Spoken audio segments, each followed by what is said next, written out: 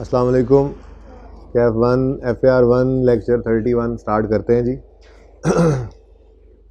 आप लोगों को मैंने कहा था कि आपने 2 अदद सवालों का जो है वो लेजर्स बना के लाने हैं, बना के लाए। एक सवाल मैंने ईद से पहले इमीडिएटली पहले करवाया था ईयर एंड रीवैल्यूएशन का। आवाज़ सही आ रही है भाई? अगर आवाज़ नहीं आ रही तो आगे आ जाए, मैंने दूसरा माइक नहीं लगाया हुआ, बच्चे कम ही हैं। एक मैंने ईद से इमीडिएटली पहले वाली क्लास में आपको ईयर एंड रीवैल्यूएशन का सवाल करवाया था, उसमें 2-2 साल का फ़र्क था। दूसरा मैंने आपको उससे 1 दिन पहले 2 दिन पहले इनफैक्ट बीच में टेस्ट की डिस्कशन आ गई थी, मैंने आपको 3 रीवैल्यूएशन वाला ही सवाल कराया था, लेकिन वो start of the year revaluation थी और उसमें भी 2-2 साल का फासला था।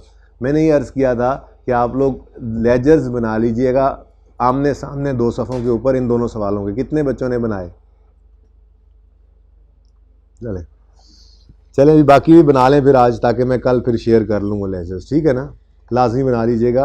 बल्कि आज मैंने disposal of revalued asset start तो कर दिया था, लेकिन चूँकि बच्चे छुट्टियों के बाद आते हैं तो मुझे पता है कितने को बच्चे पढ़ के आते हैं, पढ़ने वाले तो आए बैठे हैं, तो इसलिए आज ईयर एंड रीवैल्यूएशन को भी दोबारा रिवाइज़ किया हमने। बस उसमें ज़रा सवाल मैंने छोटा इस तरह से रख लिया, ICAP का एक सवाल था पुराना, कि जिसमें ईयर एंड रीवैल्यूएशन तो हो रही है लेकिन हर साल हो रही है। हमने जो सवाल किया था ईद से पहले उसमें मैक्सिमम कर लिया था हमने, 2-2 साल का फासला था, इसमें 1 साल के फासले से रीवैल्यूएशन हो रही है, ईयर एंड है। और इसी सवाल को फिर डिस्पोजल के अंदर भी इस्तेमाल कर लिया था। तो एक तो ये सवाल करेंगे, फिर डिस्पोजल की थोड़ी सी और प्रैक्टिस करेंगे, उसके बाद इंशाल्लाह कल मज़ीद डिस्पोजल पे दोबारा बात करेंगे। अल्लाह करे लेक्चर ये बच्चे जो सुने आज घर पे बैठे हुए, ये आज सुनकर कल लाजमी पहुंच जाएं। कल इंशाल्लाह हम प्रॉपर्टी प्लांट इक्विपमेंट का नोट बनाना शुरू कर देंगे, ठीक है? हाफ़ क्लास डिस्पोजल पे मज़ीद लग जाएगी और फिर हाफ़ क्लास के अंदर हम नोट की बुनियाद डाल देंगे, और मंडे से तो फिर फुल फ्लैज जो है वो हैवी किस्म की अकाउंटिंग चल रही होगी हमारी। लेकिन सब कुछ जो पढ़ा हुआ है बस वही, इसीलिए कहा था कि जितना पढ़ा है आपने 18 लेक्चर्स के अंदर PPE का, कम से कम ये ज़रूर आप कर लें अच्छे तरीके से, क्योंकि जो पढ़ रहे हैं बस यही अब आगे नोट के अंदर अगर 2 से 3 दिन और लगाएंगे इस टॉपिक पर। उसके बाद मैंने आपको शायद बताया भी था कि ये PPE का नोट है, ये सिर्फ इस चैप्टर के अंदर ख़त्म नहीं हो जाना। मैंने इसके बाद IAS 36 करवाना है, जब वो पूरा होना है तो फिर एक सवाल करेंगे जिसमें नोट होगा PPE का, फिर IAS 23 करेंगे, फिर 1 या 2 सवाल करेंगे जिसके अंदर नोट होगा PPE का, फिर IAS 20 करेंगे, फिर PPE के साथ मिक्स होते हैं ना, ये जो इंटीग्रेटेड टॉपिक्स हैं इनको इंटीग्रेट करके भी तो साथ साथ पढ़ना है। जो टॉपिक मिक्स होते हैं तो पर्चे के अंदर तो मिक्स होके आने हैं ना, उसकी तैयारी भी हम कर रहे होते हैं, ठीक है ना? तो बहरहाल ये नोट जो है ये हमारे साथ साथ चलेगा। अभी तकरीबन 15 से 20 लेक्चर्स और ये साथ चल रहा होगा, और साथ जो है वो 3 से 4 टॉपिक्स हम और नए भी कर जाएंगे, लेकिन ये साथ साथ रहेगा, ठीक है ना? उसके बाद फिर थोड़ा सा ये एरिया एक बंच की तरह से है। ये IAS 16, 36, 20, 23 और IAS 40, ये 5 टॉपिक्स का एक बंच है। तकरीबन 30 से 40 नंबर कह सकते हैं कि इसके अंदर से नॉर्मली टेस्ट हो जाते हैं। 30 से 40 नंबर बहुत ज़्यादा होते हैं, ठीक है ना? हाँ, मतलब पास या फेल करवाने वाले ये नंबर होते हैं, तो काफ़ी ज़्यादा नंबर है। चलें जी सवाल देखते हैं। आज हैंडआउट्स मिल गए हैं आप लोगों को, बहुत अच्छी बात है। ईयर एंड रीवैल्यूएशन है, लेकिन इसी सवाल की ना रिक्वायरमेंट C जो है उसने डिस्पोजल भी है। चलो पहले रिक्वायरमेंट C से पहले रिक्वायरमेंट A देखें। रिक्वायरमेंट A क्या है? Prepare journal entries to record above transactions from date of acquisition of plant to the year ended 30 June 2013, यानी कि सारी ज़िंदगी की इस एसेट की हमने एंट्रीज करनी है, ठीक है? ओके, सवाल सिंपल है। क्या कहता है जी सवाल के अंदर? ABC limited purchase the plant for 350,000 में सवाल करूँगा ऑन 1 जुलाई 2010। 2 चीज़ें हैं इसके अंदर सवाल के अंदर। एक तो ये चीज़ देखनी थी कि आपको जुलाई से जून वाले सवाल को भी क्लास में एक दफ़ा करवा दूँ, मसला होता है वरना। दूसरी चीज़, कभी ऐसा भी होता है कि आपने हमेशा देखा कि सरप्लस पड़ा है और इतना लॉस आया कि सारे सरप्लस को खा गया। इस सवाल के अंदर ऐसा नहीं होगा, थोड़ा चेंज देखना है। मकसद कहने का ये है कि 2 चीज़ें याद करवाई थी आपको। वर्किंग के अंदर रीवैल्यूएशन के अंदर एक लाइन खाली छोड़ कर रीवैल्यूड अमाउंट लिखनी है, ठीक है? और सरप्लस लॉस रिकॉर्ड करना है। अब start of the year revaluation हो, end of the year revaluation हो, हमें उससे कोई मसला नहीं है। सरप्लस आ जाए, पहले सरप्लस पड़ा है तो ऐड कर दो, लॉस आ जाए पहले सरप्लस पड़ा है तो लॉस को ख़त्म करो, कुछ बच जाए लॉस तो प्रॉफिट लॉस में दो, ना बचे तो फिर सरप्लस का सरप्लस रह गया। तो सिचुएशंस हज़ारों बना लो आप, अपने रूल्स को मत छोड़ो। वर्किंग में एक लाइन छोड़ के रीवैल्यूड अमाउंट लिखो, सरप्लस लॉस रिकॉर्ड करो, ठीक है? एंट्रीज के अंदर पहले ट्रांसफर की एंट्री करो, फिर सरप्लस लॉस की रिकॉर्डिंग की एंट्री करो, जो मर्जी सिचुएशंस बनाते रहो आप, ठीक है। ये 2 असूल आपके साथ रहेंगे तो आपको कोई मसला नहीं होने वाला। रीवैल्यूएशन बस इतनी सी ही है, कहने का मकसद ये, ठीक है। तो देखते हैं जी, एबीसी ने 1 जुलाई 10 को 350 का एसेट खरीदा, यूजफुल लाइफ इसकी कितनी है जी 20 साल, तो 350 कॉस्ट आ गई और 20 साल इसकी यूजफुल लाइफ आ गई, ओके। अच्छा, उसके बाद रेजिडुअल वैल्यू नील है। ABC uses revaluation model for subsequent measurement of its property plant and equipment, ठीक है, and accounts for revaluation on net replacement value method, यही पढ़ा हुआ है हमने, ठीक है।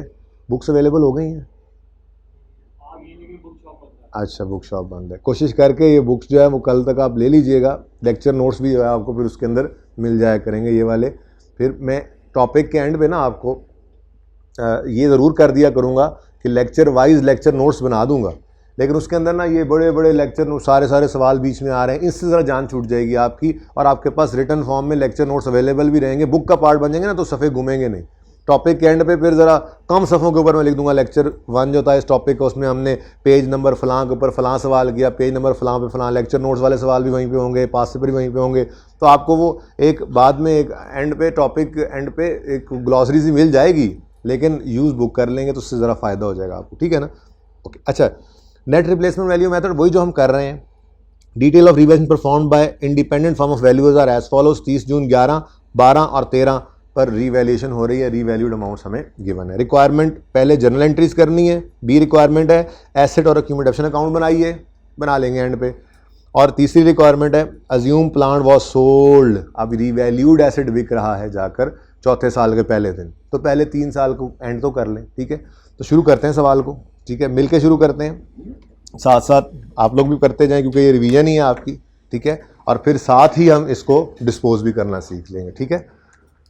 तो डेट वर्किंग वन है हमारी, डेट, डिस्क्रिप्शन, अच्छी बात तो यही है कि हम प्लांट लिख लें अब, क्योंकि अब हमें याद हो चुका acid debit, cash credit, accumulation debit, acid credit, हम अब वो एंट्रीज हमें याद हो गई हैं, इसलिए अब हम एसिड का अपना नाम लिखने लग जाएं, क्योंकि जर्नल एंट्रीज के अंदर एसिड नहीं लिखना, अगर प्लांट लिख दिया उसने तो हम प्लांट ही लिखना चाहिए हम, ठीक है। तो प्लांट यानी पौधा, ओके। उसके बाद रीवैल्यूएशन सरप्लस का कॉलम आ गया और प्रॉफिट एंड लॉस का कॉलम आ गया।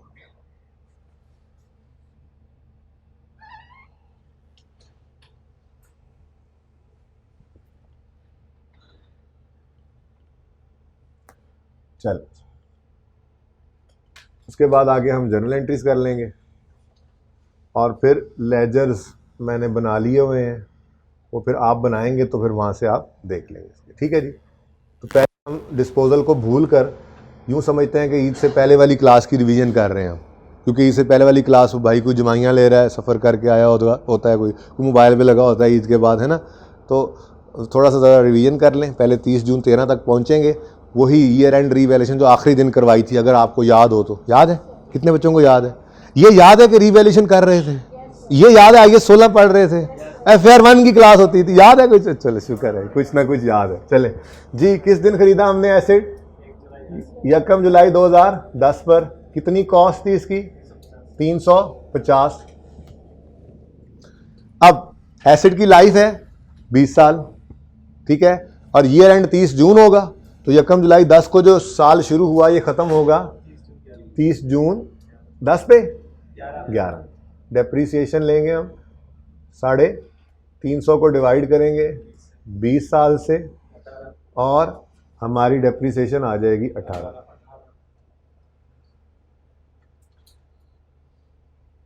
जी 332 पर एसेट की बुक वैल्यू स्टैंड कर रही है। अब जो ईद से पहले सवाल किया था ना, उसमें फिर हम 1 साल और आगे भी गए थे, ठीक है ना, दूसरे साल के एंड पे जाकर रिवैल्यूएशन की थी, लेकिन आज ऐसा नहीं है, आज 30 जून 11 पर ही एसेट रीवैल्यू हो रहा है। लेकिन देखो पहले एसेट डेप्रीशिएट होकर 30 जून 11 पे पहुंचा है, क्योंकि मैंने आपको कहा था start of the year revaluation हो तो पहले रिवैल्यूएशन होती है फिर डेप्रीसिएशन। ईयर एंड रीवैल्यूएशन हो तो पहले एसेट ईयर एंड तक लेके तो आओ। पहले यूज वाला इवेंट है फिर रीवैल्यूएशन वाला, तो पहले डेप्शन की एंट्री करते हैं फिर रीवैल्यूएशन की। तो वही काम हुआ है, डेप्रिसिएशन की है हमने अभी 18 रुपए से डेप्सिट करके एसेट को 332 पे लेकर आए हैं। अब ये 30 जून 11 के ऊपर बुक वैल्यू शो कर रहा है और अब 30 जून 11 पे हम इसको उठाकर ले जाएंगे फेयर वैल्यू पे। ठीक है, तो वर्किंग में क्या करते थे, एक लाइन खाली छोड़ते थे और रीवैल्यूड अमाउंट लिखते। तो 30 जून 2011 पर हमने रीवैल्यूड अमाउंट लिखी कितनी जी, 475। ठीक है, तो कितना आ गया सरप्लस, 143 का आ गया सरप्लस, 475 और 143 जी। रीवैल्यूएशन सरप्लस आ गया बैलेंसिंग फिगर, तो 143 हमारा सरप्लस के कॉलम में बैलेंस स्टैंड कर रहा है। किस दिन, 30 जून 11। अब इसको फिर 30 जून 11 पे डेप्रिशिएट कर लेते हैं दोबारा। 30 जून 11 पे डेप्रिशिएट नहीं करना, ये एंड रीवैल्यूएशन है, पहले डेप्रिशिएट हो चुका है, यहाँ तक एंट्रीज कर लेते हैं। ठीक है, रीवैल्यू करके इसको रोक दें, अब अगले साल डेप्रिशिएट करेंगे। ठीक है, तो एंट्री शुरू करते हैं जी। जर्नल एंट्रीज हम कर रहे हैं फॉर द ईयर एंडेड 30 जून 2011 जी। पहली एंट्री यकम जुलाई 2010 पर 10 पर बेटा एसेट खरीदने की entry, asset debit cash credit, plan debit cash credit कितने से जी, 350 से। उसके बाद 30 जून 11 पर एसेट को डेप्रिशिएट करना है, तो 30 जून 2011 डेप्रीसिएशन एक्सपेंस डेबिट और एक्यूमुलेटेड डेप्रीसिएशन क्रेडिट 18 से। अब सरप्लस का इस वक्त कोई बैलेंस स्टैंड नहीं कर रहा कि ट्रांसफ़र की एंट्री करें, लेकिन आपको जगह छोड़ने की कोई ज़रूरत नहीं है। मैं इसलिए छोड़ रहा हूँ कि मैंने ज़रा आमने सामने साल करने होते हैं, तो अगले सालों की एंट्रीज यहाँ पे सामने कर लूँगा बस। ठीक है ना, आप तरतीब से करें। अब ईयर एंड आ गया, रीवैल्यूएशन का दिन आ गया। रीवैल्यूएशन के दिन एंट्रीज में क्या करते हैं, सबसे पहले ट्रांसफ़र की एंट्री करते हैं। ट्रांसफ़र की एंट्री क्या होती है ज़रा बताएंगे, एक्यूमुलेटेड डेप्रिसिएशन डेबिट और एसेट क्रेडिट। एसेट का नाम लिख दें, प्लांट क्रेडिट। अब दोनों तरीके बताए थे आपको, वर्किंग से देखने का तरीका क्या है, इससे ऊपर देखो कोई रीवैल्यूएशन हुई है, नहीं हुई, तो फिर ये 350 और 475 के दरमियान यकम जुलाई 10 से 30 जून 11 तक इस जितनी डेप्शन होगी वो इसके डेप्शन एक्यूमुलेशन अकाउंट के अंदर इकट्ठी हुई पड़ी होगी। तो कितनी डेप्शन इकट्ठी हुई पड़ी है, सिर्फ 18 की ही है, उसको ट्रांसफ़र कर दें।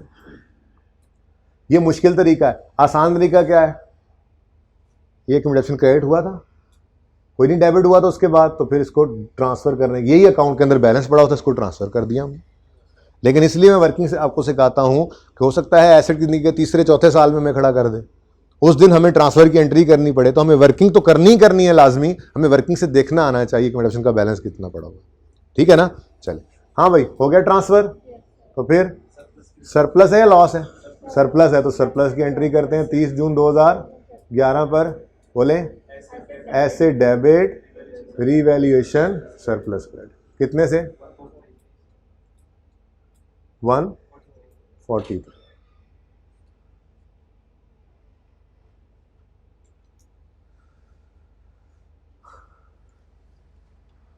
चलें आगे।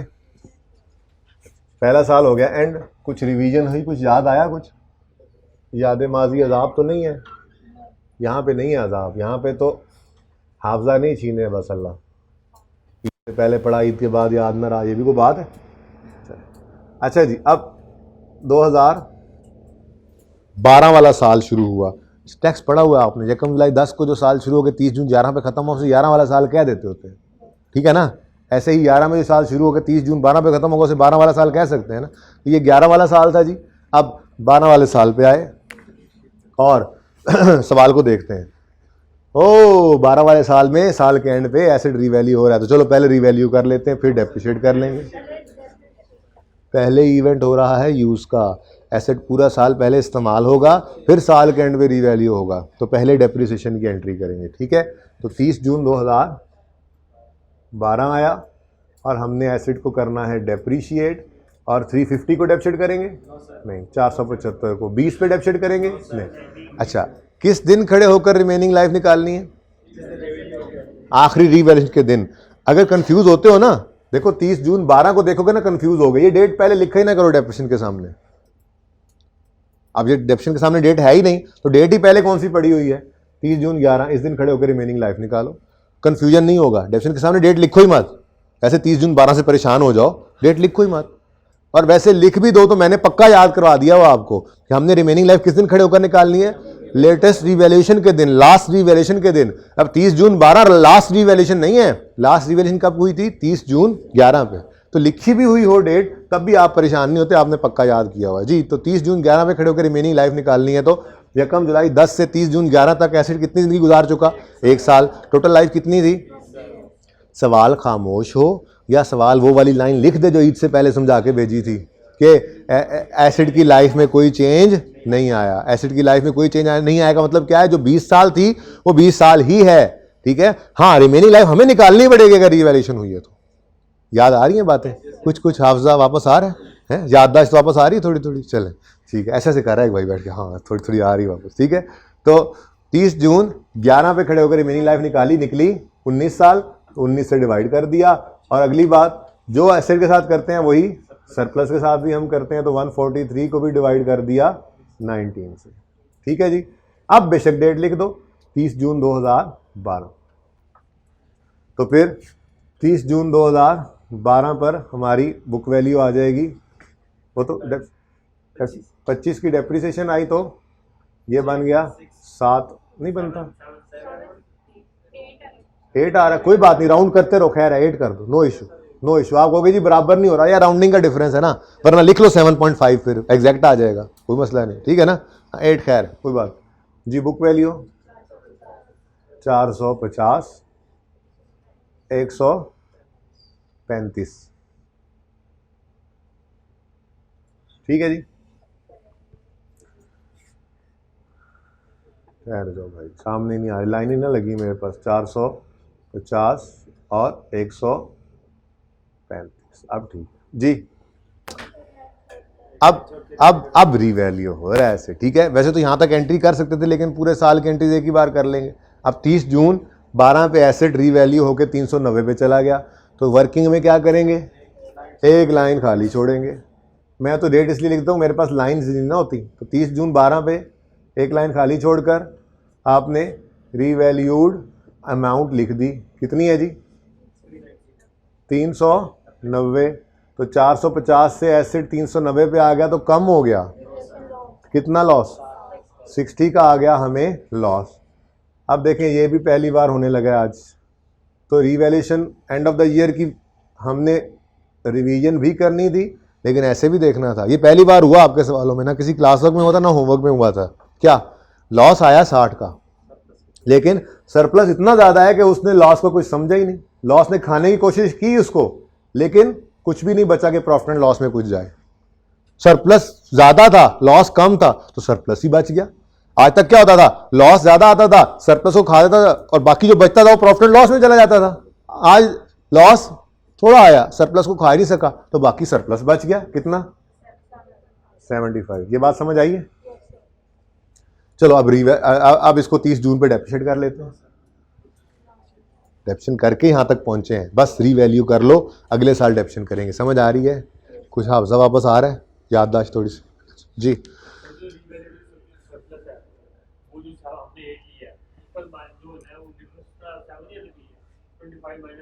यार मैंने अभी थोड़ी देर पहले ये कहा है कि राउंडिंग का डिफरेंस है। आप 7.5 लिख लोगे तो एग्जैक्ट आएगा, मैंने राउंड कर दिया ना, कोई फर्क नहीं पड़ता। ठीक है, कहा था ना अभी जी, सही है। 7.5 लिखोगे जरा, मुझे पॉइंट से मैं जान चुराई है, और कुछ भी नहीं है। आप राउंडिंग ना करो, एग्जैक्ट फिगर आएगी। वो 7 पॉइंट यहाँ डेप्थ ना, ये 25 एग्जैक्ट नहीं बनती मेरे ख्याल से। कितनी? हाँ वहाँ यहाँ पे भी 7.5 आता है मेरे ख्याल से, तो वो बहरहाल फ़र्क यही है, ठीक है ना। तो वो राउंडिंग की हुई है, खैर है, कोई मसला नहीं है, रिलैक्स हो जाओ, टेंशन ना लो, ठीक है। अच्छा, आपका दिल नहीं मान रहा कि इस बात को, तो आप 7 आप राउंड ना करो, ठीक है, आप एक डेसिमल यूज़ कर लो। अच्छा जी, एंट्रीज कर लें भाई। फॉर द ईयर एंडेड 30 जून 12, सबसे पहले तो एसेट को खरीदने की एंट्री करेंगे दोबारा, नहीं ये नहीं दोबारा कर लेंगे, ठीक है। अब हर साल थोड़े खरीदते रहेंगे, एसेट खरीदा हुआ है हमने। अब डेप्रीसिएशन की एंट्री कर दें जी 25 से, बोले एंट्री। तो 30 जून 2012 पर depreciation expense debit, accumulated depreciation credit 25 से, और साथ ही ट्रांसफर की एंट्री भी करनी पड़ेगी। क्यों? याद करो, लिखवा के भेजा था, जिस साल में सरप्लस का बैलेंस नजर आ रहा होगा, सरप्लस का बैलेंस, उस साल डेप्शन की 2 एंट्रीज होंगी, 25 की भी और 8 की भी, ठीक है। ये एंट्री क्या थी, कुछ याद है? याददाश्त कुछ वापस आ रही है थोड़ी सी? एंट्री क्या थी बोल दो। अब तो रोजे खत्म हो गए, अब कोई माफी नहीं है। अब टेस्ट देने पे 1.5 घंटा खड़े होना है, होमवर्क ना करने पे 1.5 घंटे खड़े होना है, एंट्री ना बोलने पे भी हो सकता है खड़े हो जाओ। बोलना है, बोलना है, बोलने वाले पास होते हैं जी। Revaluation surplus debit retained earning, वही जो कहा था, अपवर्ड रिवीजन की वजह से डेप्शन 8 से बढ़ गई, जिस वजह से प्रॉफिट 8 से कम होगा, रिटेन्ड अर्निंग भी कम होगी। यहाँ पर रिटेन्ड अर्निंग को बढ़ा लेंगे, यानी क्रेडिट और कम करेंगे उस अकाउंट को, जैसे सरप्लस में बढ़ाया था, यानी रिवन सरप्लस तो debit, reval surplus credit, retained earning. याद आया कुछ? मुझे तो याद है, ठीक है। तो बोले जी, बोले एंट्री। ये जो 2x पे सुन रहे थे ना, उन्हें कुछ समझ नहीं आई होनी, अब उन्होंने रिवर्स किया, उन्हें रिवर्स करके अब वो नॉर्मल स्पीड करेंगे, सुनेंगे कि पता नहीं सर ने क्या कह दिया, निकला कुछ भी नहीं, वही बात जो लिखवाई थी। अच्छा जी, तो 30 जून 2000, आप लोगों से थोड़ा सा मैंने आप लोगों को अलर्ट किया कि भाई ये डबल स्पीड में ना सुना करें लेक्चर जी। बोले revaluation surplus debit, retained earnings credit. वैसे भी ना आप लोगों के लिए मैं इतनी फेवर काफ़ी कर देता हूँ ऑनलाइन वालों, कि आप लोगों की हर क्लास तकरीबन 1 घंटा 15 से 20 मिनट से ऊपर कभी भी नहीं गई।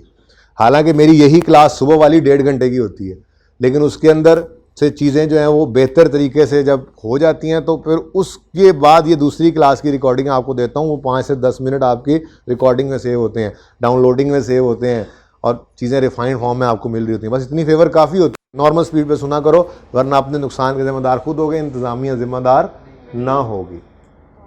Revaluation surplus debit, retained earnings credit, ठीक है। उसके बाद जी हो एसेट क्या हो रहा है, रीवैल्यू हो रहा है, कोई बात नहीं, रीवैल्यूएशन के दिन 2 एंट्रीज, रीवैल्यूएशन की 2 एंट्रीज है बस। जिस दिन मर्जी रीवैल्यूएशन हो जाए, हम एक सवाल करेंगे कुछ दिन बाद जाके, दरमियान में साल का रीवैल्यू कर देंगे, कुछ फर्क नहीं पड़ेगा। हमारे वही उसूल है, वर्किंग में एक लाइन खाली जोड़ो, रीवैल्यू अमाउंट लिखो, सरप्लस लॉस निकल आएगा। एंट्रीज में पहले ट्रांसफर की एंट्री करो, सरप्लस लॉस की रिकॉर्डिंग की एंट्री करो, बस उसूल वही है, ठीक है। जिस दिन मर्जी रीवैल्यूएशन करो। तो 30 जून 2012 पर ट्रांसफर की एंट्री करनी है। अब ये यहाँ पे हम खड़े, ये रिवैल्यूएशन करनी है ना, ये रिवैल्यूएशन हुई है ना, बोलो। इससे ऊपर देखो कोई रिवैल्यूएशन हुई है, ये तो इस दिन तक की डेप्रिसिएशन तो वैसे ही वफात पा चुकी हुई है। तो इसके दरमियान में कितनी डेप्रिसिएशन है? सिर्फ 25 की। ईद से पहले वाले सवाल में 2 डेप्रिसिएशन आ रही थी, क्योंकि 2 साल बाद रीवैल्यूएशन हो रही थी, ठीक है। 5 साल बाद रीवैल्यूएशन, तो 5 साल की डेप्रिसिएशन एक्यूमुलेट हुई पड़ी होगी। यहाँ 1 साल बाद हो रही है, तो 1 साल की डेप्रिसिएशन एक्यूमुलेट हुई पड़ी है, ठीक है। जाग रहे हो ना? अच्छा जी, तो 30 जून 12 पे accumulated depreciation debit, asset credit, asset plant, ठीक है जी, 25 से। अच्छा, वो तो मुश्किल तरीका है, थोड़ा सा लगता है आपको। आसान तरीका क्या है? 18 से क्रेडिट हुआ था, डेबिट होके एलिमिनेट होके निल हो गया। आगे बढ़े, अब 25 से क्रेडिट हुआ था एक्यूमुलेशन का अकाउंट, अभी तक डेबिट नहीं हुआ, तो फिर एक्यूमुलेशन के अकाउंट के अंदर कितना बैलेंस पड़ा होगा? 25 का, तो उसको ट्रांसफर कर दिया हमने, एक्यूमुलेशन डेबिट, एसेट क्रेडिट, ठीक है। उसके बाद अब मैंने कहा था जो मर्जी सिचुएशन हो, वर्किंग आपको खुद एंट्री करा देगी। मसला क्या है? तो बहुत आसान एंट्री है। उल्टा एसेट क्या हो रहा है? कम, ठीक है। और रिवन सरप्लस वो क्या हो रहा है? वो भी कम हो रहा है। अब एसेट की नेचर डेबिट नेचर का अकाउंट है, और सरप्लस क्रेडिट नेचर का। एसेट कम हो रहा है 60 से, तो क्रेडिट कर देंगे, और रीवैल्यूएशन सरप्लस क्रेडिट नेचर का अकाउंट है, ये कम हो रहा है तो डेबिट कर देंगे, ठीक है। तो एसेट यानी प्लांट क्रेडिट हो गया 60 से। रीवैल्यूएशन लॉस आया, लेकिन सरप्लस ही इतना पड़ा था कि कोई प्रॉफिट एंड लॉस को हिट करने वाली फिगर निकली ही नहीं, तो सारे का सारा लॉस रीवैल्यूएशन सरप्लस को डेबिट होकर उसको बस कम कर देगा। रीवैल्यूएशन सरप्लस पहले 135 पड़ा था, 75 पे आ गया। वो लॉस सरप्लस का कम हो जाना भी तो लॉस ही है, एक गेन को खा के कम कर दिया उसने, ठीक है। तो ये हमारे 2 साल की एंट्रीज होगी। यहाँ तक कोई मसला है तो पूछ लो। जी बेटा, हाँ जी, पता नहीं, ये पिछली क्लास में भी सवाल आया था, मैं हैरान हुआ था, मैं दोबारा हैरान हो गया, मैं दोबारा जवाब दे देता हूँ। मैं लाइन सीधी कर लूँ ज़रा। अच्छा, इधर देख, किधर से आया सवाल। ये सरप्लस आया, arose during the year, entry क्या की, एसेट डेबिट सरप्लस क्रेडिट, ठीक है। इस 143 की क्या एंट्री की, चलो इसको छोड़ो, ये समझ नहीं आता। इस 8 की एंट्री क्या की, बोलो। Revaluation surplus debit retained earnings credit. 143 में से 8 निकला, कितना बचा, 100। इस 135 की क्या एंट्री की है, अब समझ आई बात। बचा हुआ बैलेंस है, क्लोजिंग बैलेंस की कोई एंट्री होती है, देखो ना, देखो 143 पड़ा था, 8 ट्रांसफर किया, एंट्री किया आपने, surplus debit retained earnings credit, हो गया 8। ये क्वेश्चन क्या है अभी स्टूडेंट का कि 135 जो बचा है इसकी क्या एंट्री करें, तो मैं वो समझा रहा हूं कि 143 पड़ा था, 8 की ट्रांसफर की एंट्री की, surplus debit retained earnings credit, कितना बच गया 135, इसकी क्या एंट्री की है, कोई एंट्री नहीं है, क्लोजिंग बैलेंस है। अब इसमें से 60 निकल गया, अगर ये ना लॉस आता, चल रहा होता एसेट, तो फिर 8 ट्रांसफर करते, फिर बच जाता, जो बचता उसकी कोई एंट्री ना होती। अब ये 60 ट्रांसफर, ये 60 क्या है, लॉस आया, इसने सरप्लस को खाया, तो इसकी एंट्री क्या की आपने, revaluation surplus debit plant credit asset credit, ठीक है ना। तो रीवैल्यूएशन सरप्लस जो डेबिट हुआ 60 से, इसकी एंट्री कर दी हमने। ये जो 75 बचा है तो क्लोजिंग है, इसकी क्या एंट्री करनी है, कोई एंट्री नहीं करनी, ठीक है। सही है, सही है, ओपनिंग क्लोजिंग की कोई एंट्री हम नहीं करते, ओके जी। यहां तक कोई मसला है तो पूछ ले।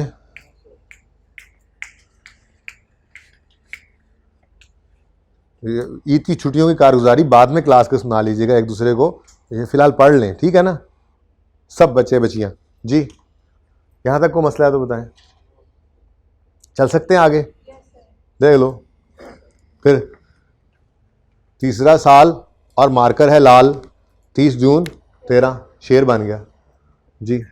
30 जून 13 वाले साल में मार्कर हो गया लाल, 30 जून 13 वाला साल मार्कर है लाल, 380 के ऊपर एसेट चला गया 30 जून 13 वाले दिन, लेकिन पहले 30 जून 13 पे लाना पड़ेगा, पहले डेप्रिशिएट करना पड़ेगा। तो 30 जून 13 पर एसेट को, मैंने कहा डेट ना लिखो अगर कंफ्यूज होते हो तो, इससे फ़ायदा क्या होगा, यहाँ डेप्शन लिखोगे, यहाँ पर लिखोगे 390, डिवाइड करने लगोगे 390 को, तो लाइफ निकालते हुए आपकी डेप्शन के सामने ऐसी कोई डेट होगी नहीं जो आपको आपके कानों को फ्यूज करे, ठीक है। और आप वैसे बताया हुआ है लेटेस्ट रीवैल्यूएशन के दिन खड़े होकर रिमेनिंग लाइफ निकालते हो। अब यकम जुलाई 10 को एसेट खरीदा, 30 जून 11 तक 1 साल, 30 जून 12 तक 2 साल, 2 साल गुजर चुके, 20 में से 2 गए तो रिमेनिंग। आप कहते हो कि हर बार ये किए जा रहा है, क्या ये बंदा है यार बार बार बोलता है। भाई देखो, मैंने आपको कई बार बताया है, हमें सवालों के अंदर ऐसे नहीं कहा करेगा कि एसेट की ज़िंदगी खरीदने से लेकर उसके एंड तक की एंट्रीज करो, बल्कि एसेट की ज़िंदगी के किसी भी साल में खड़ा कर देगा हमें सवालों के अंदर जाके, तीसरे साल, चौथे साल, 5वें साल। तो हमें ये चीज़ें ऐसे ही याद होनी चाहिए कि हम रिमेनिंग लाइफ किस दिन निकालते हैं जी, एसेट की रिवेल के दिन खड़े होकर। आप टोटल में से इतने साल निकालो, रिमेनिंग इतना बचा। मैं आपको वर्किंग से दिखा रहा हूँ, डेप्शन एक्यूमुलेट निकालो, इसलिए कि साल, ये जिंदगी, एसेट की जिंदगी किसी भी साल में लाकर हमें खड़ा कर सकता है, ठीक है, सही है। चले, तो सरप्लस के साथ भी वही 75, इधर सोचना ही नहीं पड़ता, एक बार सोच लेते हैं, उसके बाद यहाँ पर तो जी 30 जून अब लिख दो 12, हो गया डेप्रीशिएट कितना 22, हाँ सॉरी जी 368 बुक वैल्यू आ गई और 71 इसकी बुक वैल्यू, बुक वैल्यू होती है ये सरप्लस की बुक वैल्यू। बुक वैल्यू मतलब क्लोजिंग डेट, क्लोजिंग क्या आ रहा है, बैलेंस, किसी भी अकाउंट का क्लोजिंग बैलेंस जो उसकी बुक वैल्यू ही है। बुक वैल्यू मतलब किताबों के अंदर नजर आए, अगर रीवैल्यू ना होता तो 30 जून 13 पर सरप्लस की बुक वैल्यू 71 नजर आती, सही है। चल, तो ये आ गई एसेट की और सरप्लस की बीवी 30 जून 13। अब एक ही बार एंट्रीज करते हैं, डेप्शन की हो सकती है लेकिन चलो काम पूरा कर लेते हैं, साल टू साल चल रहे हैं ना जी। 30 जून 13 पर एसेट क्या हो गया 380 पे रीवैल्यू हो गया, तो क्या करें, एक लाइन छोड़ दें जी और रीवैल्यूड अमाउंट लिख लें। तो 30 जून 13 पर रीवैल्यूड अमाउंट कितनी है जी? जी 380, 380। कितना आ गया? 12। फिर क्या आ गया? लो भाई, ये लॉस था। किसी ने बताना नहीं पसंद किया कि सरप्लस नहीं आया, बैलेंसिंग लॉस आया। आप कहते हो कि अच्छा बच सरप्लस गया इसलिए शायद सर ने लिखा है कॉन्सेप्ट ये होगा। कोई कॉन्सेप्ट नहीं था, गलती हुई थी मुझसे, हद होगी कसम से जी। सरप्लस आ गया, अब 12 का सरप्लस आ गया, तो पहले सरप्लस पड़ा तो क्या क्या करे, रोने लग जाए? जाके ऐड कर दो, सिंपल। तो ये आज से पहले नहीं हुआ था सवाल के अंदर। मैंने कहा चलो ये रिवैल्यूएशन भी हो जाए रिवाइज और ये काम भी हो जाए, ठीक है। ये लॉस इतना कम आया कि सरप्लस को ना खा सका तो कोई बात नहीं, सरप्लस पड़ा था, सरप्लस आ गया, ऐड कर दो। ऐसे ही लॉस पड़ा हो, लॉस आ जाए, ऐड कर दो। लॉस आए और सरप्लस इतना ज्यादा हो, नहीं, सरप्लस आए और लॉस इतना ज्यादा हो कि सरप्लस को खत्म ना कर सके, तो सिर्फ लॉस खत्म होकर कुछ भी सरप्लस में नहीं आएगा, फिर भी लॉस ही बच जाएगा। यानी सिचुएशन आप hundreds of thousands of situations बना लो, आपने अपने उसूलों को नहीं छोड़ना, आपके रीवैल्यूएशन में कोई मसला नहीं होने वाला। रीवैल्यूएशन बस इतनी सी इतनी करवा दिया आपको, वर्किंग में ये करना है, एंट्रीज में ये करना है, ठीक है ना, बस। बाकी आप जिस दिन रीवैल्यूएशन उस दिन ये काम कर लो, सही है। चले जी, तो 12 का सरप्लस मजीद आ गया और ये 83 पे चला गया। मजीद करें डेप्रिशिएट अब नहीं। For the year ended 30 June 2013, पहले खरीदने की एंट्री करा दो फटाफट, नहीं करनी भाई। फिर डेप्रिसिएशन बिल्कुल होगी डेप्शन, तो डेप्शन की एक एंट्री होगी या दो? दो देखते ही बताना चाहिए था आपको जर्नल एंट्री ये वर्किंग को। जब मैंने पूछा कि डेप्शन की एक एंट्री होगी या दो, आप फौरन देखते सरप्लस का बैलेंस आ रहा है, दो होंगी। सरप्लस का बैलेंस जब तक आता रहेगा तब तक सरप्लस की दो एंट्रीज, और जब लॉस का बैलेंस आने लग जाएगा तो सरप्लस की ये डेप्शन की एंट्री एक होगी, दूसरी एंट्री करते नहीं है। लेकिन वर्किंग में वो प्लस के साथ फिगर लिखना जरूरी क्यों है, ये मैंने इससे पहले प्रूव कर दिया था आपको, याद है कि अगर हम ना वो प्लस वाली फिगर लिखें तो एंड पे हमारा गेन या लॉस जो है वो गलत फिगर निकल आती है। इसलिए एंट्री इसलिए नहीं करते कि एंट्री का क्या फायदा, retain earnings debit, retain earnings credit, नहीं करते एंट्री, बस बात खत्म, ठीक है। लेकिन वर्किंग में लिखना क्यों जरूरी है, ये ईद पे जाने से पहले आपको प्रूव करके भेजा था मैंने, ठीक है। चल तो जी 30 जून 2013 पर depreciation expense debit, accumulated depreciation credit कितने से जी? 22 से। उसके बाद revaluation surplus debit, retained earnings credit 4 रुपए से। हो गया जी, एसिड डेफिसिट होके पहुंच गया 30 जून 13 पे। अब रीवैल्यू हो रहा है तो एंट्रीज में क्या करते हैं, ट्रांसफर की एंट्री और फिर सरप्लस लॉस की रिकॉर्डिंग। ट्रांसफर की एंट्री क्या है? एक्यूमुलेटेड डेप्रीसिएशन डेबिट और एसेट यानी प्लांट क्रेडिट। इधर देखो इस दिन रीवैल्यू कर रहे हैं, इससे पहले इधर रीवैल्यू हुआ था, दरमियान में सिर्फ 22 की डेप्रीसिएशन ही एक्यूमुलेट होगी, क्योंकि उस दिन तक, इस दिन तक की डेप्रीसिएशन तो ट्रांसफर होगी ना, ऐसे ही होता है ना, ठीक है। तो 22। बाकी आसान तरीका क्या है, ये 25 क्रेडिट हुआ था, पहले 18 क्रेडिट हुआ था, डेबिट होकर खत्म, फिर 25 क्रेडिट हुआ था, डेबिट होकर खत्म। अब 22 क्रेडिट हुआ पड़ा है, अभी डेबिट नहीं हुआ, तो यही बैलेंस पड़ा हुआ है, तो डेबिट करो, इसको भी कर दो खत्म। एक्यूमुलेटेड डेप्शन डेबिट, एसेट क्रेडिट 22 से। और अब सरप्लस आ गया, फिर अच्छी बात है, सरप्लस आ गया तो 20 जून 13 पर रीवैल्यू एसेट डेबिट, एसेट नहीं प्लांट बोलो, प्लांट ही बोल दो जी, plant debit revaluation surplus credit 12 से। और हमारा सवाल हुआ खत्म।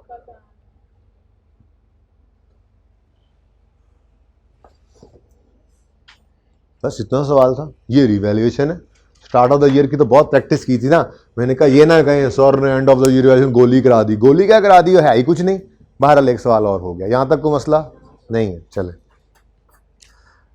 अब आप ऐसा करें, डिस्पोजल से पहले ना जरा रिक्वायरमेंट बी आप पूरी करें। रिक्वायरमेंट बी क्या है देखें, prepare asset account and accumulation account to record above transaction from date of acquisition of plant to the year end 30 June 13।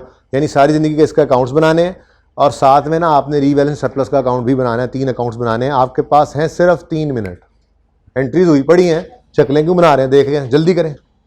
मैंने बनाए हुए हैं पिछली क्लास में, ये टाइम सेव होता है पिछली क्लास के अंदर। नहीं अकाउंट्स, हाँ इधर ही रखें, अकाउंट्स में आने देख लें, चलें कोई बात नहीं बच्चे।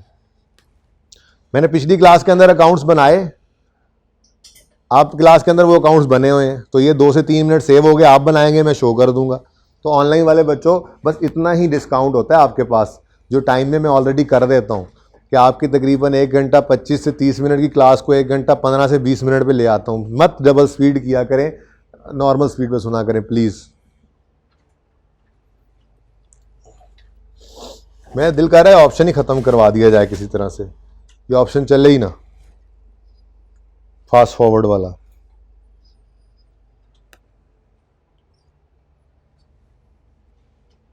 जल्दी करें जी, जल्दी करें, शाबाश। इतनी देर में तो बन जाना चाहिए था जी, जल्दी करें। 1 मिनट गुजर गया है, ये ना कहना घड़ी तेज है आपकी, नहीं गुजर गया सचमुच।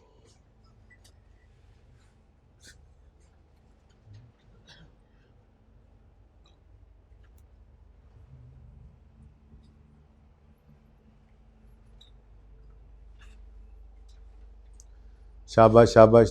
साइमल्टेनियसली तीनों अकाउंट्स खोल लें, ये ना किया करें कि एक अकाउंट बना लें पूरा, फिर दूसरा, फिर तीसरा। साइमल्टेनियसली तीनों अकाउंट्स ओपन करें और तरतीब से एंट्रीज वहाँ पोस्ट करें, रिवीजन हो जाएगी। यूँ समझे 2 सवाल कर लिया आपने, एसेट खरीदने की एंट्री करें, फिर डेप्शन एक्सपेंस की एंट्री करें, फिर रीवैल्यूएशन के लिए ट्रांसफ़र की एंट्री करें, सरप्लस लॉस की रिकॉर्डिंग की एंट्री करें, फिर इनको क्लोज करें अकाउंट्स को, फिर अगले साल में सबसे पहले इन्हें ओपन करें, फिर अगली एंट्रीज तरतीब से करें। शाबाश, जल्दी जल्दी जल्दी।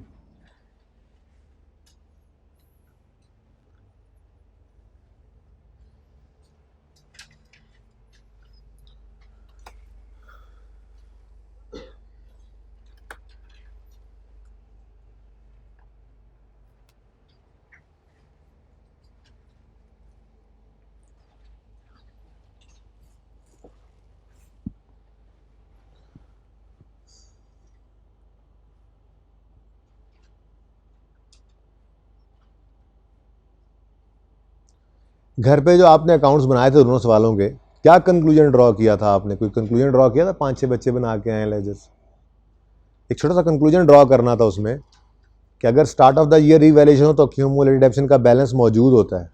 ईयर एंड रीवैल्यूएशन हो सवाल में, तो जिस साल में रीवैल्यूएशन होती है उस साल में एक्यूमुलेशन का बैलेंस 0 हो जाता है, क्योंकि ईयर एंड पे जो रीवैल्यूएशन होती है। एक छोटा सा कंक्लूजन ड्रॉ करना था, आगे नोट्स में जाके काम आएगा, नोट बनाते हुए।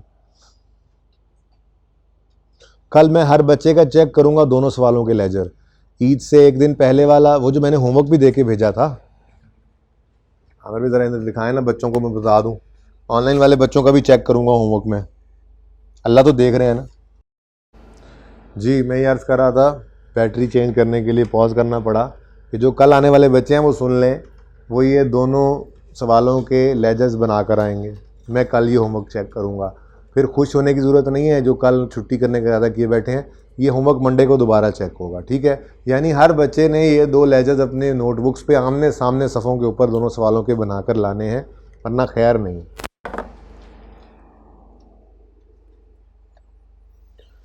जी बन गए होंगे लेजर्स, बन गए लेजर्स।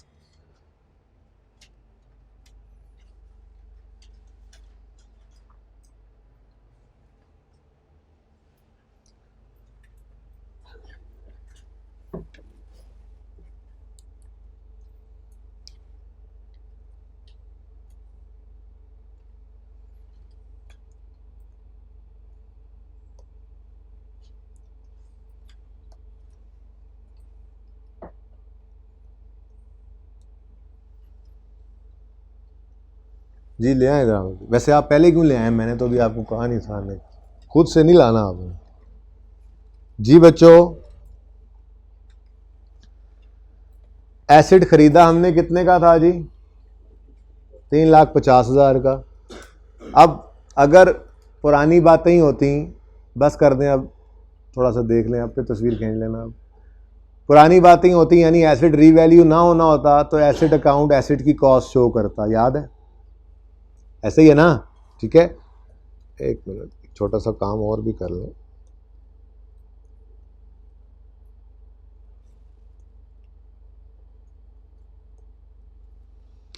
अच्छा जी, तो मैं ये कह रहा था कि अगर एसेट रीवैल्यू ना हो रहा हो तो एसेट अकाउंट जो है वो कॉस्ट शो करता रहता है सारी ज़िंदगी, लेकिन अगर एसेट ज़िंदगी में कभी रीवैल्यू हो जाए तो फिर एसेट अकाउंट जो है वो एसेट की लेटेस्ट रीवैल्यूड अमाउंट शो करने लग जाता है।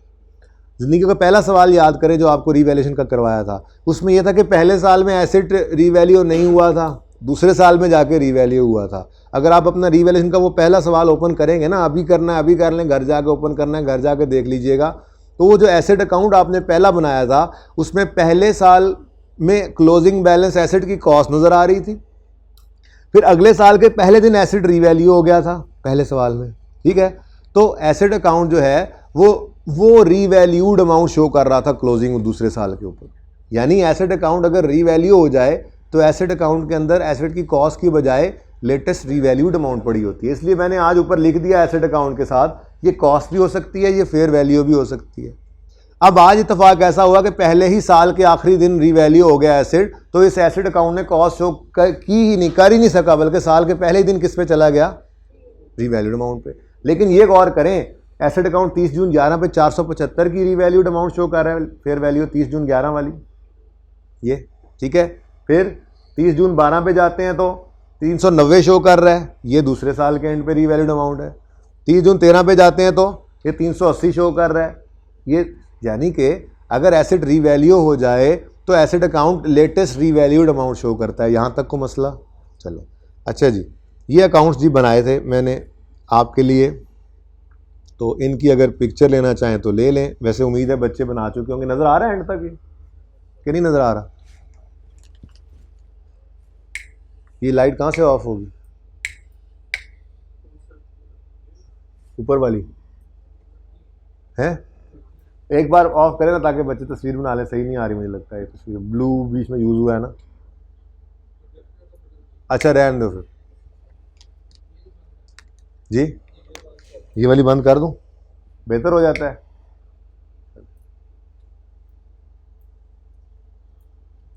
वैसे तस्वीर बनानी बनती नहीं थी, आप लोगों को खुद बना ले होना था आपने अब तक। चले देख लेते हैं जी। एसेट डेबिट कैश क्रेडिट पहली एंट्री आई, ठीक है। उसके बाद डेप्रिसिएशन डेबिट एक्यूमुलेशन क्रेडिट दूसरी एंट्री आई इस साल की, ठीक है। वो देखें ब्लैक एंट्रीज, ये पहली दो एंट्रीज मैंने बोली हैं। फिर साल के एंड पे ट्रांसफ़र और सरप्लस की एंट्री है। तो साल के एंड पे जितना बैलेंस पड़ा है, ये अकाउंट बन रहा हूँ तो बहुत आसान होता है। कितना बैलेंस पड़ा है? 18 को ट्रांसफ़र किया, एक्यूमुलेशन डेबिट एसेट क्रेडिट, ठीक है। और अब सरप्लस या लॉस की रिकॉर्डिंग है तो सरप्लस आया था। सरप्लस कितना आया? 143 एसेट डेबिट। आप कहोगे एसेट लिख दिया आपने सर, खैर ऐसे प्लांट लिखना है, लो भाई प्लांट लिख देते हैं। Plant debit revaluation surplus credit, ठीक है। तो प्लांट अकाउंट डेबिट 143 से और रीवैल्यूएशन सरप्लस का अकाउंट क्रेडिट हो गया 143 से 30 जून 2011, ठीक है। सही है, लाइट्स ऑफ है ना वो वाली जो मैंने की थी, ऑफ ही है ना, बस चलो। अच्छा जी, अब क्लोज हो गया साल, closing balance 475, closing balance nil. क्यों? क्योंकि जिस सवाल के अंदर ईयर एंड रीवैल्यूएशन होगी ना, तो जिस दिन रीवैल्यूएशन हो रही होगी उस दिन तक की डेप्ट तो ट्रांसफर हो जाती है, तो फिर उस दिन क्लोजिंग बैलेंस जीरो ही होगा, ठीक है। और ये 143 का बैलेंस शो कर रहा है रीवैल्यूएशन सरप्लस। अगला साल शुरू हुआ, ओपनिंग 143, ओपनिंग 0 और ओपनिंग 475। अब ब्लू ईयर शुरू हुआ, ब्लू ईयर में डेप्रिसिएशन की एंट्री, ट्रांसफ़र की एंट्री रिटेन्ड अर्निंग्स में, इंक्रीमेंटल डेप्शन वाली। फिर ईयर एंड पे रीवैल्यूएशन, तो ट्रांसफर टू एक्यूमुलेशन का ट्रांसफर का की एंट्री है एसेट अकाउंट में, और सरप्लस लॉस की रिकॉर्डिंग है, ठीक है। तो पहली एंट्री डेप्शन डेबिट एक्यूमुलेशन क्रेडिट 25 रुपये से, डेप्शन डेबिट एक्यूमुलेशन क्रेडिट 25 से। दूसरी entry revaluation surplus debit retained earnings credit 8 से, रीवैल्यूएशन सरप्लस डेबिट 8 से, रिटेन्ड अर्निंग्स क्रेडिट 8 से। रिटेन्ड अर्निंग्स बना नहीं रहा मैं, ठीक है, सही हो गया। फिर ईयर एंड पे अब रीवैल्यूएशन हो रही है तो ट्रांसफ़र की एंट्री 25 से एक्यूमुलेटेड डेप्शन डेबिट एसेट क्रेडिट, 25 से एक्यूमुलेटेड डेप्शन डेबिट एसेट क्रेडिट, ठीक हो गया। और ईयर एंड पे फिर रीवैल्यू हो गया तो 60 से सरप्लस लॉस आया था ना रीवैल्यू होने पर। तो सरप्लस डेबिट प्लांट क्रेडिट, तो सरप्लस डेबिट 60 से और प्लांट क्रेडिट 60 से, ठीक है।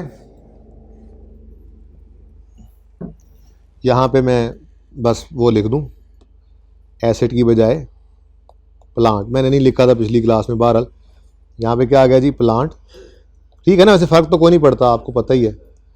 और कहाँ गया कलर, पता नहीं कौन सा कलर था, चले यहाँ पे क्या आ गया, प्लांट, ठीक है जी। नीचे भी प्लांट लिख देते हैं जी। अच्छा जी, अच्छा जी, अच्छा, वैसे ज़रूरी तो नहीं है, चलो अब लिख देता हूँ, फंस गया हूँ, ठीक है जी। चले, और कहीं मुझे नज़र आएगा तो मैं लिख देता हूँ।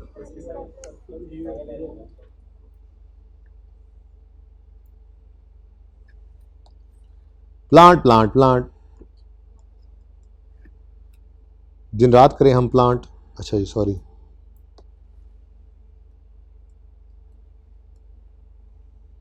सही है जी, अब ठीक है।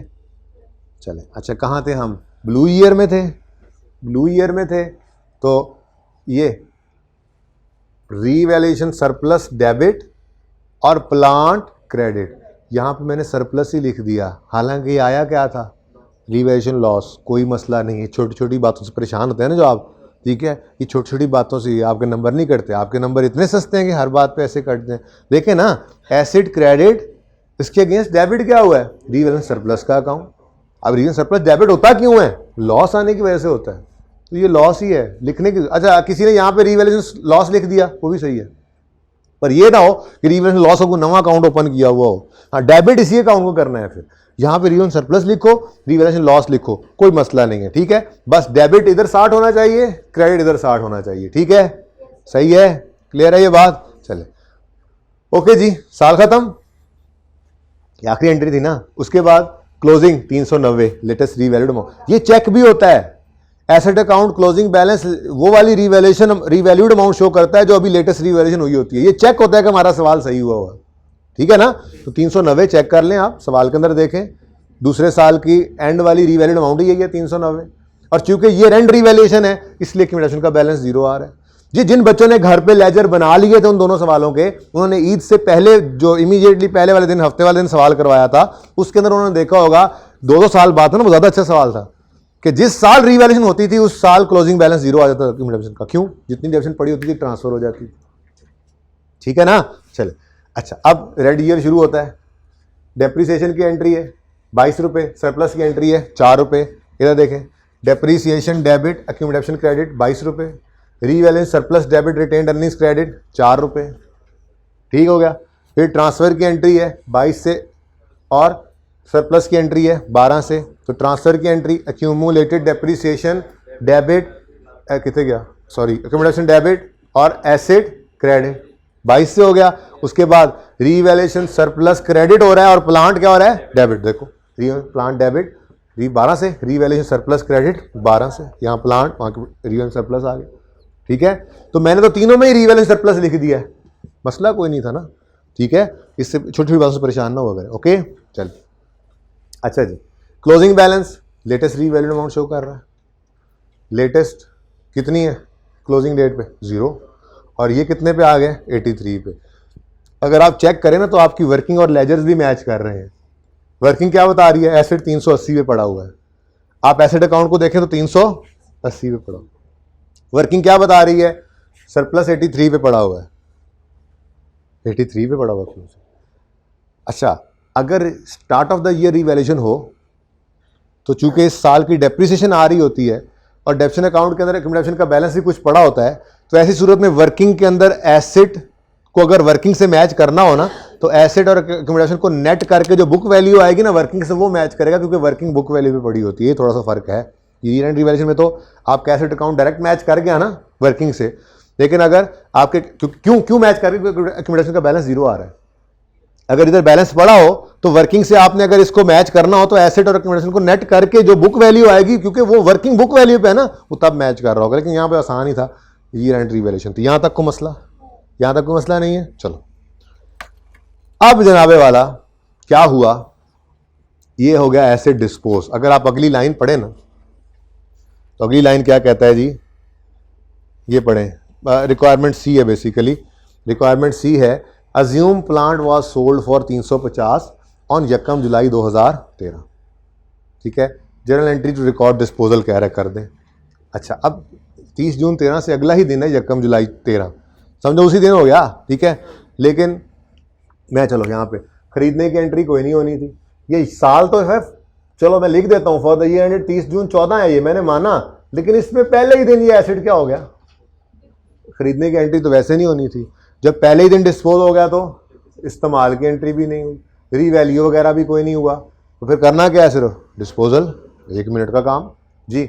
अभी मैं क्या जी, disposal of a revalued asset. ये पहली बार आपकी ज़िंदगी में आ रही है चीज़, ये आज की नई चीज़ है, आज की ताज़ा खबर है। अच्छा छोड़ो ये रीवैल्यूड एसिड, ऐसे पता नहीं क्या अजीब अजीब बातें लिखी जाती हैं। आप मुझे बताओ, आपको सिंपल डिस्पोजल की जर्नल एंट्री आती है? ज़रा मुझे बताओ क्या होती है। एक्यूमुलेटेड डेप्रीसिएशन आपने कहा डेबिट होती है, और कैश डेबिट होता है, और एसिड क्रेडिट होता है। अच्छा, अब वो बचपन वाली बातें मुझे याद कराओ कि एसिड अकाउंट क्रेडिट किससे करते थे, जाने वाले एसिड की कॉस्ट से। क्यों जाने वाले एसिड की कॉस्ट से क्रेडिट करते थे, क्यों कॉस्ट से क्रेडिट करते थे? जब जिस दिन पहले दिन डिस्पोजल सिखाया था ना, स्टेप लिखवाया था, उस दिन ये बात बताई थी, उस दिन वाली बात आज काम आनी है। क्यों कॉस्ट से क्रेडिट करते थे, बातें भूलने वालों? क्योंकि एसिड अकाउंट में पड़ी उसकी कॉस्ट होती थी, जो एसिड अकाउंट में पड़ा होता था वही निकालना होता था ना, इसलिए एसिड अकाउंट को क्रेडिट करते थे एसिड की कॉस्ट से। अगर एसिड एक बार जिंदगी में रीवैल्यू हो गया है तो क्या अब उसके अंदर कॉस्ट पड़ी होगी? कॉस्ट तो 350 थी, लेकिन एसिड तो पहले साल के एंड पे 475 पे चला गया। अगर इसके बाद बिकता तो 475 पड़ा था यहाँ पे, वो अलग बात है कि फिर अगले साल में 390 पे आ गया। अब इधर बिकता तो 390 पड़ा था, लेकिन ये इसके बाद बिक रहा है। तो देखो 31 जुलाई 13 पर इस एसेट अकाउंट के अंदर पड़ा क्या हुआ है? क्या 350 की कॉस्ट पड़ी है? नहीं, लेटेस्ट रीवैल्यूड अमाउंट पड़ी है। ठीक है, तो एंट्री तो वही थी, थोड़ा सा फर्क सिर्फ क्या पड़ गया, अब कॉस्ट की बजाय आपने यहां पर लेटेस्ट रीवैल्यूड अमाउंट या लेटेस्ट फेयर वैल्यू, जो भी लिखना चाहें वो लिख लें, ये आपने क्रेडिट करनी होगी। क्यों? क्योंकि एसेट अकाउंट में पड़ी ही ये चीज है। हम एसेट अकाउंट में से कॉस्ट क्यों निकालते थे? क्योंकि उसके अंदर पड़ी एसेट अकाउंट के अंदर उस एसेट, जाने वाले एसेट की कॉस्ट पड़ी होती थी ना। ठीक है, तो हम कॉस्ट निकाल देते थे। आज इसके अंदर लेटेस्ट रीवैल्यूड अमाउंट पड़ी है, डिस्पोजल करना है तो लेटेस्ट रीवैल्यूड अमाउंट निकालनी पड़ेगी। ठीक है, तो कितनी है लेटेस्ट रीवैल्यूड अमाउंट? 300 तुसी, ये लो, डन। स्टेप 2 क्या होता था? We will debit the accumulated depreciation account with accumulated depreciation of disposal from date of purchase till date of sale। अब मुझे ये बताएं, अगर कोई एसेट रीवैल्यू हो जाए तो क्या उसकी accumulated depreciation अकाउंट के अंदर डेट ऑफ परचेज से डेट ऑफ सेल तक की accumulation पड़ी होगी?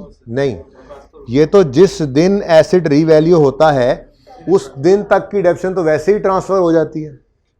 तो अगर कभी एसेट जिंदगी में रीवैल्यू हुआ हो तो उसके एक्यूमुलेटेड डेप्शन अकाउंट के अंदर लेटेस्ट रीवैल्यूएशन से डेट ऑफ सेल तक की डेप्शन पड़ी होती है, डेट ऑफ परचेज से डेट ऑफ सेल तक की नहीं होती। इसका मतलब जो दूसरी चीज़ चेंज हो गई हमारी, वो क्या है जी?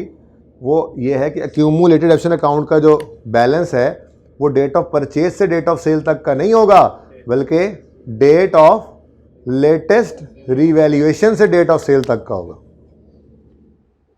ठीक है, ये बात समझ आई है? तो अब हमारे सवाल में तो मौज ही बड़ी है। क्या डेट ऑफ लेटेस्ट रीवैल्यूएशन क्या है? 30 जून 13, और डेट ऑफ सेल क्या है? वो एक ही बात है, यानी कि कुछ पड़ा ही नहीं। अच्छा, अगर ये कोई 1 साल बाद बिकता तो फिर मिसाल के तौर पे मैं इसी को कर दूं, इसी सवाल के अंदर कर दूं कि ये एसेट बिका है यकम जुलाई 14 को, तो फिर इस अकाउंट के अंदर, एक्यूमुलेशन के अंदर, क्या यकम जुलाई 10 से यकम जुलाई 14 तक की डेप्शन इकट्ठी हुई पड़ी होगी? नहीं नहीं नहीं नहीं, आखिरी डेप्शन, आखिरी रीवैल्यूएशन के दिन तक की डेप्शन ट्रांसफर हो जाती है। तो इसका मतलब date of latest revaluation 30 June 13 से फिर यकम जुलाई या 30 जून 14 तक की 1 साल की डेप्शन पड़ी होती, ये समझाना चाह रहा था, ठीक है। लेकिन मजे की बात, हमारे यकम जुलाई 13 पर ड्रॉ डाउन बैलेंस कितना है, क्योंकि इससे इमीडिएटली एक दिन पहले तो ये एसेट क्या हुआ है, रीवैल्यू हुआ है, तो जितनी डेप्शन थी वो सारी की सारी कहाँ चली गई, ट्रांसफर होकर एसेट अकाउंट में चली गई थी। तो यहाँ पर फिर क्या आ गया जी, आज 0 आ गया, ठीक है। स्टेप 3 रिकॉर्ड करेंगे कैश, कितने का बिका है एसेट, आप बताएंगे, सवाल में लिखा हुआ है, डिस्पोज हुआ है कितने का जी, 350 का, ठीक है। तो कैश डेबिट हो गया 350 से, और बैलेंसिंग खैर से लॉस ही है, आज भी इतना कुछ करने के बाद भी लॉस ही है, प्रॉफिट एंड लॉस में बैलेंसिंग फिगर 30 की आ गई, ठीक हो गया जी। तो मुश्किल लगा डिस्पोजल, मुश्किल क्या है जी, कुछ भी मुश्किल, 0 350 इधर कर लें ज़रा, 0 350 30 और 380 जी, सही हो गया, डन। अच्छा, अब एक मसला है छोटा सा, अभी भी एक छोटा सा मसला है, कि ये ज़रा ऊपर चला गया था, नहीं ये मसला नहीं है, मसला ये है, ज़रा इधर देखें,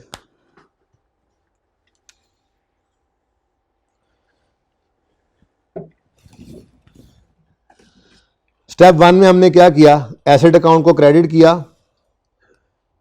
एसेट अकाउंट को बोलो क्रेडिट किया कितने से, 380 से, इसको कहाँ फेंक दिया, डिस्पोजल में, ठीक है ना, यकम जुलाई 13 को, ठीक है ना।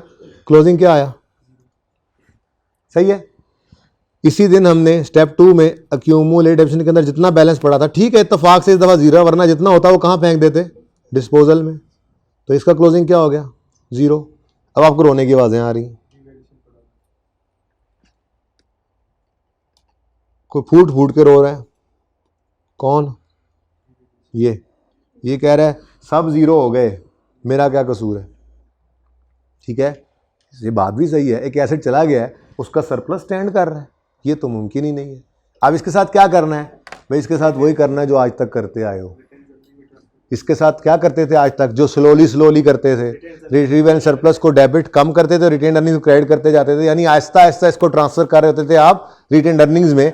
आज जब ये एसेट बिक गया है तो मतलब जितना अनरियलाइज्ड गेन पड़ा है सारा ही रियलाइज हो गया ना, तो सारे को एकदम से उठाकर फेंक दो रिटेन अर्निंग। भाई देखो, रिटेन सरप्लस क्रेडिट किया क्यों था सरप्लस आने पर जी, ये अनरियलाइज्ड गेन है, फ्यूचर गेन है, अभी कमाया नहीं है, जब असल में बेचेंगे तब कमाएंगे, भाई आज असल में बेच दिया है, तो जो सरप्लस पड़ा है वो सारे का सारा उठाओ और रियलाइज्ड गेन्स में फेंक दो। रिटेन अर्निंग्स में रियलाइज्ड प्रॉफिट्स पड़े होते हैं, प्रॉफिट एंड लॉस वाले, ठीक है ना। तो इसका मतलब जो बैलेंस पड़ा हो एक एडिशनल एंट्री हो जाएगी। अगर एसेट रीवैल्यूड एसेट बिका है तो पहली एहतियात, कॉस्ट की बजाय लेटेस्ट रीवैल्यूड अमाउंट, और डेट ऑफ परचेज की बजाय डेट ऑफ लेटेस्ट रीवैल्यूएशन से डेट ऑफ सेल तक की डेप्रिसिएशन, ये पहली एहतियात हो गई, बाकी एंट्री वही थी। और दूसरी एहतियात, एक एडिशनल एंट्री आ जाएगी डिस्पोजल के वक्त अगर सरप्लस का बैलेंस पड़ा हो तो, यानी मजे की बात, डेप्रीसिएशन की भी 2 एंट्रीज तब में जब सरप्लस का बैलेंस होता था, याद है, लॉस वाले साल में 2 एंट्री नहीं होती थी। ऐसे ही डिस्पोजल के वक्त भी 2 एंट्रीज कब होंगी, जब सरप्लस का कोई बैलेंस पड़ा होगा। तो सरप्लस का बैलेंस पड़ा है, कितना बैलेंस पड़ा हुआ है, 83 रुपए, ये 83 का 83 उठाकर कहां फेंक दो, अब ये सब रियलाइज हो गया, सबको फेंक दो कहां पे, आसान बात यह है जो आज तक इज्जत करते हैं वही कर दो, ठीक है। क्या करोगे, रिटेन अर्निंग फेंकोगे, तो खत्म करो इसको, रीवैल्यूएशन सरप्लस जा खत्म हो जा, डेबिट 83 से और क्रेडिट कर दो रिटेन, ये एक एडिशनल एंट्री होगी। देखो सरप्लस जब नजर आए तो डेप्रिसिएशन की भी 2 एंट्रीज होती हैं और डिस्पोजल की भी 2 एंट्रीज होती हैं फिर, ठीक है, सही है। अब इधर देखो, इधर क्या बच गया, रीवैल्यू सरप्लस डेबिट हुआ 83 से, ऐसे तो ना करें डेबिट, ऐसे करें डेबिट, रीवैल्यू सरप्लस डेबिट हुआ 83 से, कहां फेंक दिया आपने, रिटेन्ड अर्निंग्स में, यकम जुलाई 13 पर, और अब इधर भी क्लोजिंग क्या हो गया, 0, ठीक है, और सही है। चले तो इधर देखें, अगर आप गौर करें तो एसेट अकाउंट का क्रेडिट होना और अक्यूमुलेटेड डेप्शन अकाउंट का डेबिट होना, वो चूंकि इकट्ठा ही आ रहा था यहाँ पर 0, नेट करें तो 0 थी ना अक्यूमुलेशन, 380 से एसेट अकाउंट क्रेडिट हुआ, अक्यूमुलेशन डेबिट हुआ 0 से, तो समझें डिस्पोजल हो गया ना। आप अगर गौर करें तो ये 0 हो गया, और डेबिट किया रीवैल्यूएशन सरप्लस को भी आपने आखिरी एंट्री में, तो क्रेडिट नेचर की चीज़ डेबिट होकर ये भी क्या हो गई भाई, जब एसेट ही नहीं रहा तो सरप्लस भी नहीं रहा, तो एसेट भी गया सरप्लस भी गया, बुक वैल्यू कुछ भी नहीं बची, डिस्पोज हो गया। ठीक है, ये था जी डिस्पोजल ऑफ रीवैल्यूड एसेट। ठीक है ना, तो हमने ये जर्नल एंट्री सीखी आज, journal entry of disposal in case of a revalued asset. ठीक है,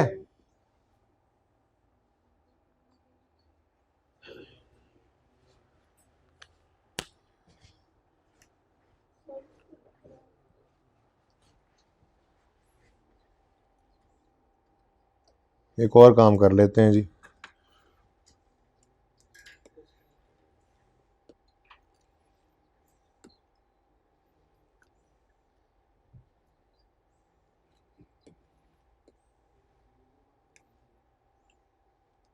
पिछली क्लास में उठा के ऊपर ले गया था इसको, यहाँ पे नीचे ले आऊँ। वाह जी वाह, बड़ी लर्निंग हो गई मुझे।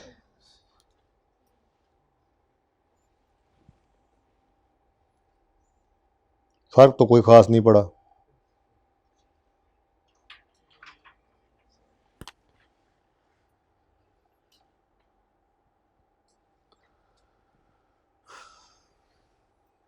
ठीक है जी, तो याद रह जाएगा डिस्पोजल के वक्त जो है वो एडिशनल एंट्री एक करनी पड़ सकती है रीवैल्यूड सरप्लस की।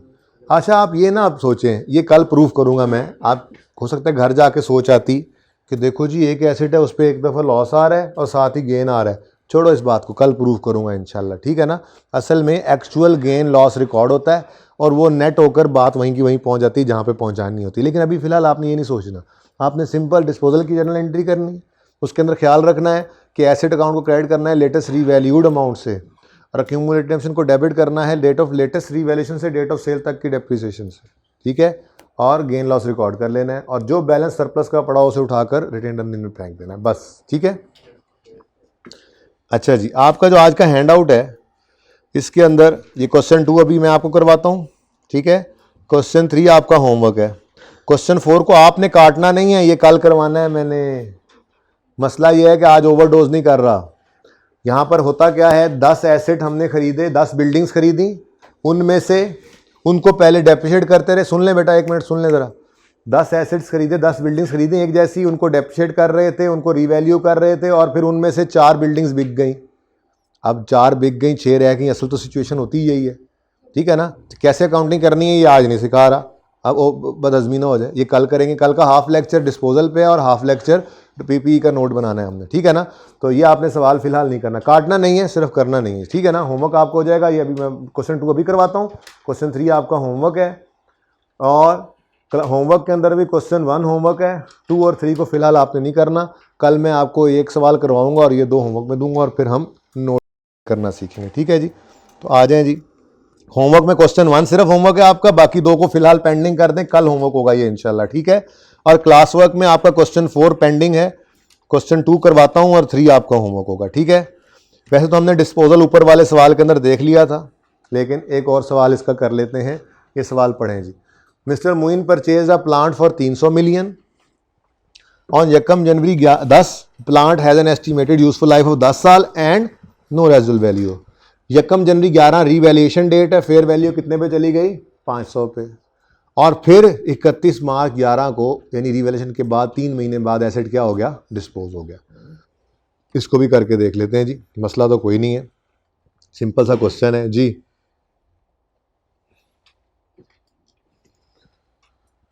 चल भाई तू वापस चल, मुझे जगह चाहिए यहाँ पे। हाँ जी, शुरू करें जी, शुरू करें, आपके पास हैंडआउट मौजूद है, शुरू करें शुरू करें शुरू करें वर्किंग।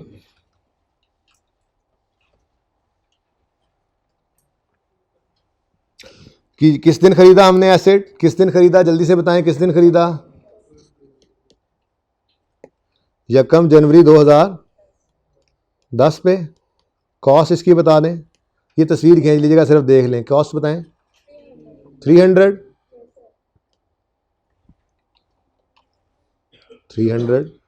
उसके बाद 31 दिसंबर 10 आया, कितनी लाइफ है इसकी भाई, तो 300 डिवाइडेड बाय 10, 30 की डेप्रिसिएशन आई, बुक वैल्यू 270 आ गई, ये एसेट है हमारा, ठीक है। उसके बाद ये इसी दिन यानी इससे अगले दिन बल्कि हम start of the year revaluation पे चले गए। आप कोई परवाह नहीं है हमें, जिस दिन मर्जी रिवैल्यूएशन होती रहे भाई, हमें क्या स्टार्ट पे हो, एंड पे हो, मिड में हो, ठीक है जी। यकम जनवरी 11 पे एसेट रीवैल्यू होकर चला गया 500 पे, तो एक लाइन छोड़कर रीवैल्यूड अमाउंट लिख देंगे 500। 230 का आ गया हमें रीवैल्यूएशन सरप्लस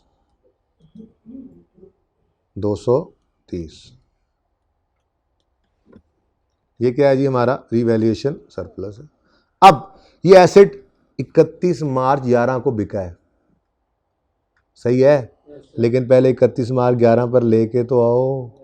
तो 31 मार्च 11 पर डेप्रीसिएशन करनी है, तो 500 को डेप्रीशिएट करोगे, हाँ 500 को ही करोगे, और किसको करोगे, अच्छा डिवाइड बाय 9 जी, इंटू 3/12, और ओहो सॉरी गुस्से वाला आ गया जी। और यही काम आप सरप्लस के साथ भी कर दें, 230 डिवाइडेड बाय 9 इंटू 3/12 जी, 14 और 6 जी। बुक वैल्यू 486 224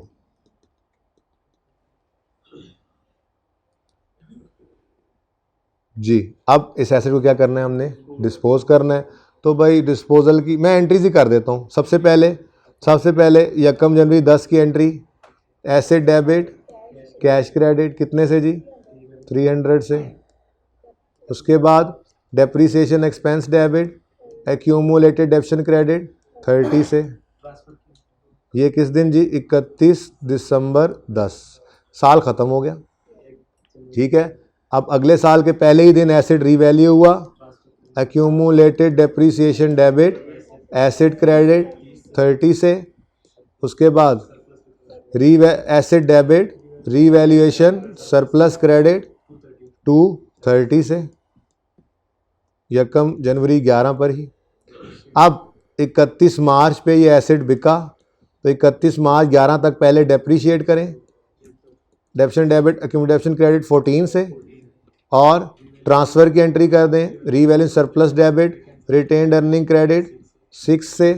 अब ये एसेट बिकने लगा है जी। अब बिकने की एंट्री कर लेते हैं इधर करके जी। 31 मार्च 11 पर एसेट बिक रहा है, तो एक्यूमुलेटेड डेप्रीसिएशन के अंदर कितना पड़ा हुआ है जी, देखो 30 का जो क्रेडिट हुआ था ये डेबिट होके ख़त्म हो गया था। अब ये 14 ही पड़ा है, तो 14 से डेबिट, फिर बिका कितने का 750 से कैश डेबिट, और एसेट अकाउंट क्रेडिट होगा लेटेस्ट रीवैल्यूड अमाउंट से, कितनी है जी 500। माशाल्लाह माशाल्लाह, आज तो गेन आ गया 278। मुश्किल आसान। अब जितना बैलेंस पड़ा हुआ है, कितना पड़ा है 224 का, वो सारे का सारा भी डेबिट करो और रिटेन्ड अर्निंग्स को क्रेडिट कर दो, ठीक है। 31 मार्च 11, ठीक है जी।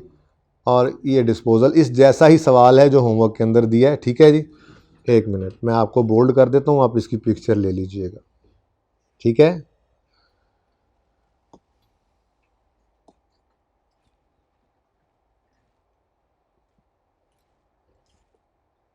ये लीजिए जी, वर्किंग और एंट्रीज, ठीक है। सिंपल सा सवाल है, ये कंटिन्यू कर दी मैंने, सामने लिख दी ताकि आपको थोड़ा सा ये जूम करके मैं दे सकूं पिक्चर बनाने के लिए, ठीक है। गुजारा हो रहा है, ठीक है जी। अब इससे अगला सवाल होमवर्क में है, और फिर चौथा सवाल फ़िलहाल पेंडिंग कर दें, कल करवाऊंगा मैं खुद इंशाल्लाह। उसके बाद होमवर्क के अंदर क्वेश्चन 1 आपका होमवर्क है, 2, 3, 4 2 और 3 जो है वो कल आप इंशाल्लाह होमवर्क होंगे। कल इंशाल्लाह आप ज़िंदगी रही तो मुलाकात होगी। तब तक के लिए अल्लाह हाफिज़, अस्सलाम वालेकुम।